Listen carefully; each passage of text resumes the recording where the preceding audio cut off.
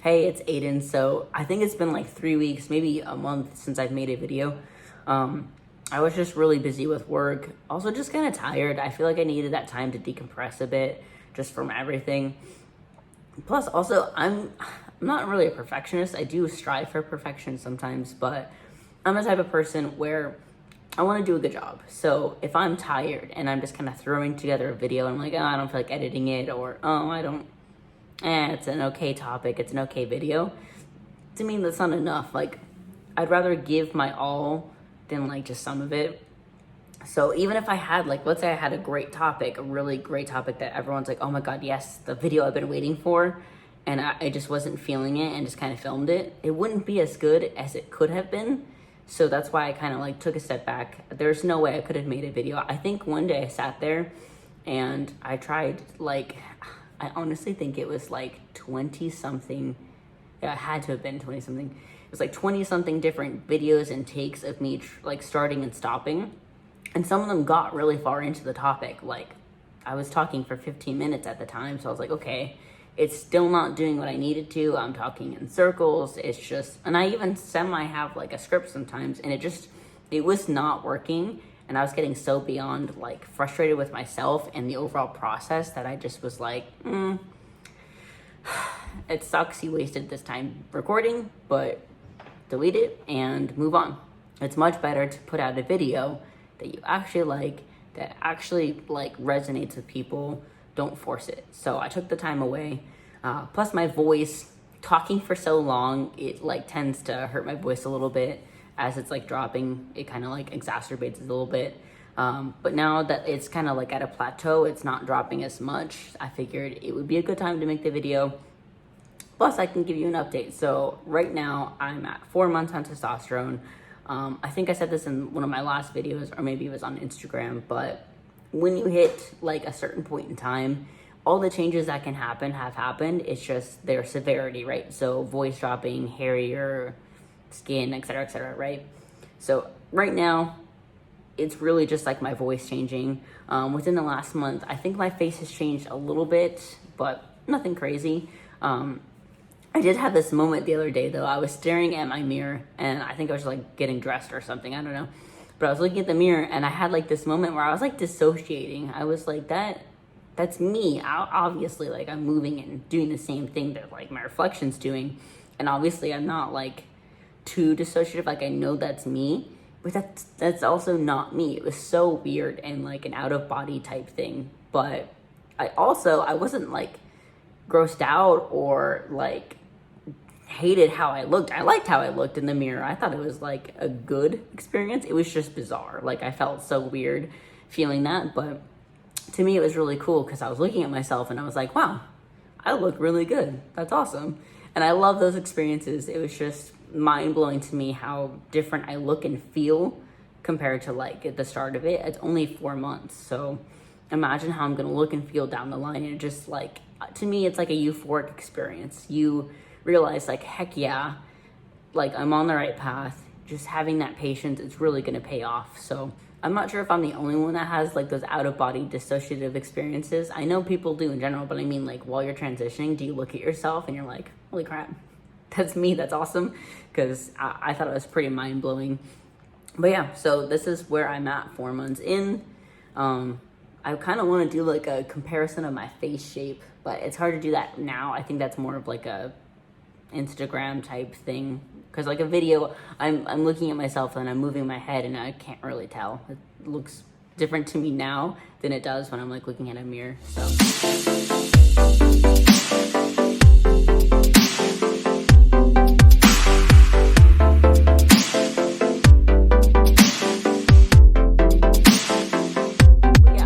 video, I wanted to talk a little bit about how I came out to like my friends, family, coworkers, that kind of thing. I know that some people probably stress about that, coming out to people. What can they do to come out? How did I come out? How did this person come out? Like, you want to hear the different stories because somewhere along the lines, it's going to resonate with you. My experience, I don't think it'll resonate with as many people as someone else's does, to be honest, but maybe it does. Maybe a portion of what I say helps you, and I'm cool with that. I'd rather hit those weird little nuances because there's a lot of that narrative that being trans is so difficult, and it definitely is. I'm not saying it's not. It is. But it's difficult in different senses for different people, and honestly, everyone's journey is so different and unique that it's really hard to just compare yourself to the same narrative, because that's not necessarily your narrative. So hopefully my experience kind of touches your experiences. So to be quite frank with you, I was not really worried about my friends and family. I was worried about work. For the most part, I like my job. I think it's great. I get paid well. I have good people I work with. It's really interesting sometimes. But yeah, I was worried about it. It's also one of those things. I started off as just a regular employee, and I worked my way up to being a district manager. So putting in that work, I was like, dude, I don't want my job to suffer just because my identity's changed. First of all, that's terrible. Second of all, I worked really hard to get promoted. I don't want it to be for nothing, you know what I mean? So my fear was work. I think I'll save that one for the end though, since that one's the one that most was difficult for me. So friends and family. So honestly, for the two, they're very similar. I just sent a message to my friends and to my mom, and I said that I was trans and blah, blah, blah. Very simple coming out. Hey, by the way, just so you know, I use these pronouns, blah, blah, blah. It was very, very basic. But I also wasn't worried. That's why I did it in that way. If you, for some reason, have friends or family that you're kind of worried about telling, I would experiment with different ways to tell people maybe. Some people like to write letters. Some people want to do it in person. Some people don't mind the text because it gives you that time to just send it and just ignore it and not look at people and have that conversation. I, for example, I hate crying in front of people. I sometimes cry when I'm frustrated, or I cry if I'm really upset and feeling vulnerable. So I don't really like doing the in-person one. To me, it bothers me. So if you're the same way and you'd rather just make it a little bit, it's still personal, but not in person, I would say probably a letter or a text or something like that, or maybe a phone call. To me, the phone call is still kind of like being in person because you can hear them and it's awkward. So yeah, that's how I would do it. I think if you have, let's say you have parents or family that is transphobic, or you think maybe, I would say maybe to write a letter and just really give it your all. Do your best to explain your identity, why you feel that way, things about being trans. I feel part of the reason people tend to be transphobic is they don't understand it. So it, unfortunately, part of our, I don't want to say it, this phrasing is really bad, so just bear with me. Part of our job and responsibility, with your family and friends, is education. I don't really think it's up to you. Honestly, that's why that phrasing is terrible. I think it's important that if you want them to understand, you have to help them because you're the one with the identity. If you leave it to them to just look online, you're leaving it to other people on the internet who have different experiences than you, or maybe not even trans people, telling them what the experience is when that's not your experience. I think it's much better, safer, and proactive for you to tell them. It's just, like I said, I hate that phrasing. It should not be your job. We should not exist just to educate people and defend our existence. It's honestly exhausting, and it takes an emotional toll. So I totally get that, and that's why I hate the phrasing. I'm gonna say that so many times. I hate that phrasing. It's cringy. It's not our job. It's not our responsibility. But at the end of the day, to get them to understand, it's really important that you help them because it's your experience, right? Kind of like I mentioned in the video already, my experiences with coming out to people and my experiences with how I feel are vastly different than everyone else's. A lot more people are worried about friends and family versus work. There are some that are worried about work, or maybe they're worried about everything. Everyone's different. Everyone's unique. Everyone's journey is so unique and different as well that it's really hard. So like I said, if you're just letting them run free on the internet or whatever, they're going to come across different things that maybe don't relate to you. So I would say write a letter, make it detailed, and at the end of the day, just be patient just with your journey in itself. Some people need time to come around, and I hate that, but it's true. Honestly, it's not black and white. I think that's the difficult part. It's also difficult for me because I don't relate, so I don't have as much advice to give. But the whole thing is not black and white. There's some gray to it. Your family just may need that time, may need some distance, whatever it is, or just maybe more research and information, and you pestering them about why it's important that they understand before they come around. If you personally experience that, I would say to look up other content creators, other videos, look on the web, whatever, and find people with those shared experiences and see what they did and what worked for them, because everyone's story is different. Some people are going to say write a letter, and some people are going to say it worked really well, and some are going to say it didn't work at all, it made it worse, or whatever. Everyone's different. Your family's different, right? So use your best judgment, but find different methods you think would work and implement what would work for you. I think it's important that you are patient and understanding, even if you're not receiving the patience and understanding back. It's sad, but kind of like my mom always said, treat people the way you want to be treated. So if you want patience and respect and love, treat them with patience, respect, and love, even if they're not being the best towards you. And over time, if they are just not grasping it, then honestly, this is so harsh, I think, but I'm the type where if you don't love and respect me and I've given you time to change that, then I have no reason to keep talking to you, whether that's friends or family. I'm very like, you treat me how you should be treated, or I'm done with it. I don't have space, time, and energy in my life working on relationships that are just so one-sided. To me, that's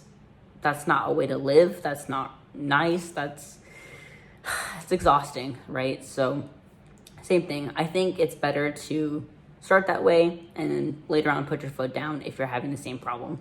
For example, so I didn't have friends that I would say are like transphobic. I think they just were not grasping it.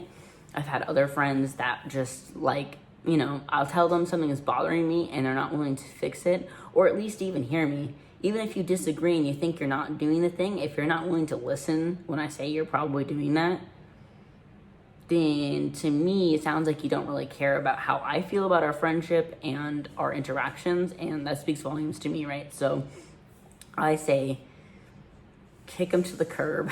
But that's just me. I'm sure other people are different. But yeah, I didn't have a lot that were transphobic specifically, but I stopped being their friends for various reasons. I feel that way in general. So yeah, my experience with those like friends and family, it was really that simple. It was really that straightforward. That's why I'm trying to also put in advice on what you could do, is because mine was literally just send a text, here we go, and that was it. So after I told my friends and family, I also I put it on social media. That's your choice if you want to do that. You're not in any way required to. I did because I didn't want to keep coming out to people a million different times and tell them. Plus, I was changing my name on social media and it was confusing people. So I was like, screw it. I'm just going to make it a little announcement. So I did. And I literally got so many people to support me. And it sounds cheesy, but be nice to me. It was great. So many people were so great and wholesome about it. And it was some people who I either hadn't seen in forever or have barely spoken to. And they were just awesome. So it's nice to know that you have people in your corner, even if they're acquaintances. In the long run, it's better to know that you have people to love and support you rather than fake love and support. Let's say you have a friend who you just love to death and they don't treat you how you should be treated, but you have an acquaintance that does. To me, you should pick the acquaintance. You should hang out with the acquaintance, or at least leave room in your life for the acquaintance. I don't have space and time for people who don't care or just fake love you. So it was cool to see the social media post just because so many people were so awesome about it.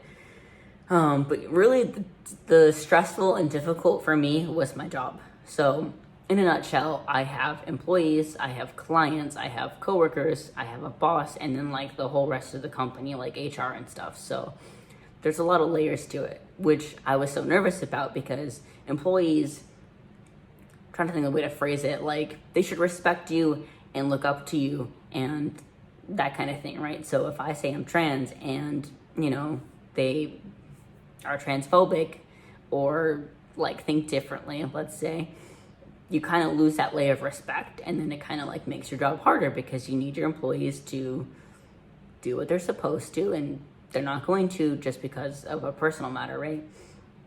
The other issue was clients. I have clients I work with, and that was only stressful to me just because I didn't want to make any relationships harder than they were, because sometimes the job itself is like mitigating any issues that they're having. And if they, for some reason, are, transphobic, it makes it harder to mitigate those issues, right? The only silver lining that I was thinking of that my therapist was like drilling into my head is they have to be professional. They are business people just like we are. So at the end of the day, if they are not treating you respectfully and they are acting that way, then that just says about them and their business, right? And plus, my company, being as supportive as it is, probably would either not keep me on with those clients, or they would probably have some sort of notes and indicators basically saying like, hey, this person is disrespectful, blah, blah, blah, right? So I was worried, but ultimately I figured out like, okay, it's business, they're going to be respectful. And naturally they were respectful. Most of the time people just thought I was a different person, which I was okay with some of them thinking I'm a different person. Some people just were like, oh my God, I'm so sorry, I kept calling you the wrong name. And like, they literally don't slip up at all. They call me Aiden and everything now. The other stressful part was like coworkers and my boss. My boss is so chill though. Like, honestly, I wasn't worried. It was just like nerve-wracking doing it. Funny story. So I have a work phone and I have my personal phone.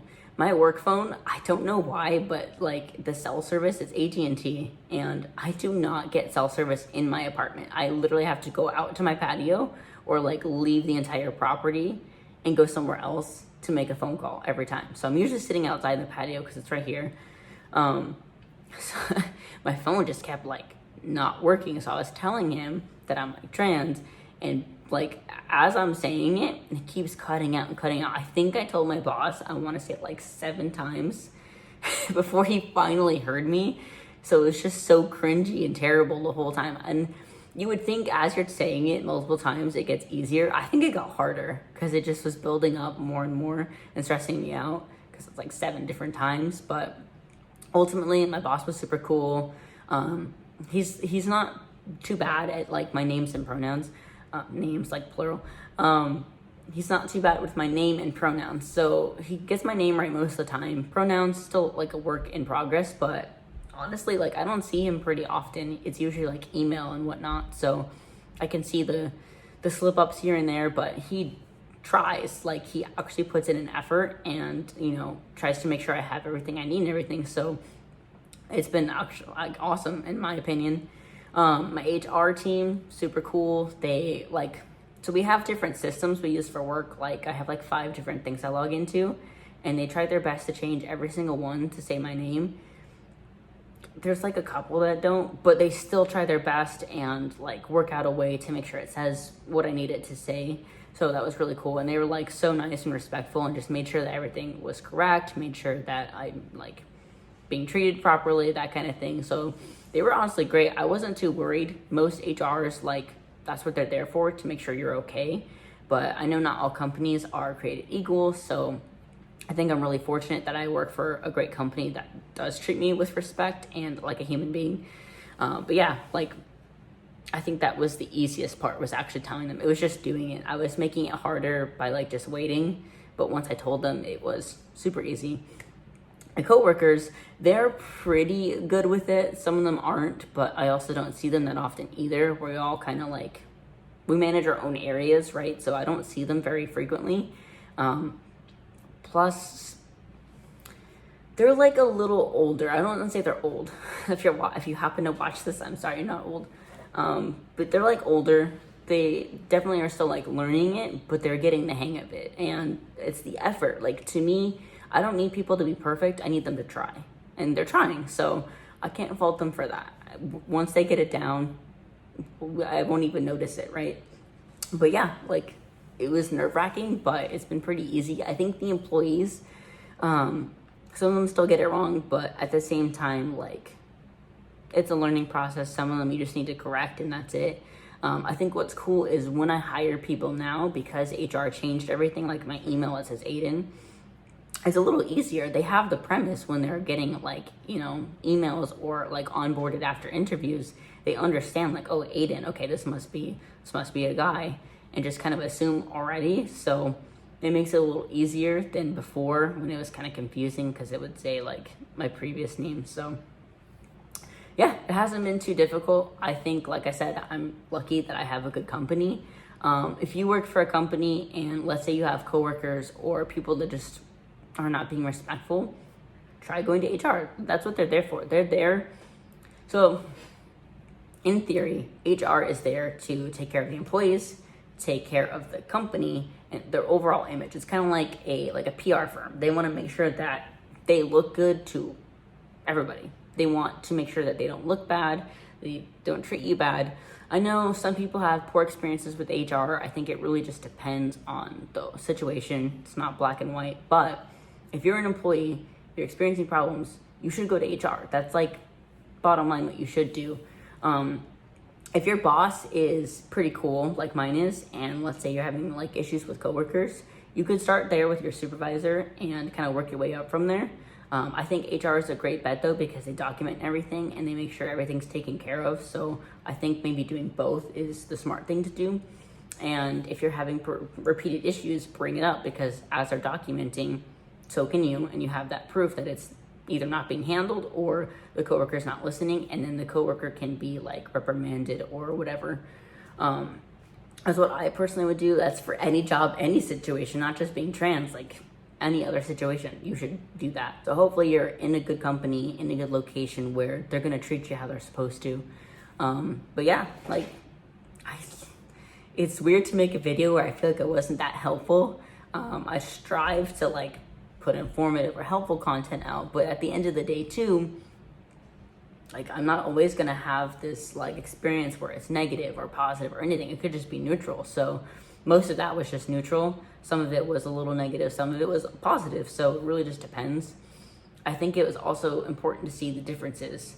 My therapist brought this up at one point during one of our sessions. He said something along the lines of like, a lot of the time the narrative you see, whether online from other people or movies and TV shows, stuff like that, is you see this like tortured negative experience, which absolutely does exist. There are people who are like kicked out and treated terribly or killed because they're trans. I'm not negating that at all, but that's not always the shared experience, right? Some people are like me and have like a ton of support and love and like get treated with respect. So I think it's important to see that, because I don't think it should all just be negative. This is like a fun, exciting time if you're transitioning and accepting your gender identity, that you don't want it to just be this negative, daunting thing. You want it to be fun. You want to embrace it, right? So I think it's important to also show the positives as well as the negatives and the neutrals, so you can get like the full picture. So that's how I came out to everybody. It was pretty simple, like a text or a phone call. If you need advice or help coming out to somebody, drop it in the comments, or send me a message somewhere. I would do my best to help you. If not, like let's say I think someone else would have a better idea, I can always point you in the direction of someone else to help, because I think it's important that you have a soundboard. If you don't have friends and family that support you, or maybe you're just like coming out for the first time to anybody and you want help, ask somebody. We're more than happy to help you. There's literally always people in the community that want to help and want to pretty much make you succeed in a way. So yeah, if you have a question, concern, comment, leave it below. Thanks for watching, and I'll see you next time.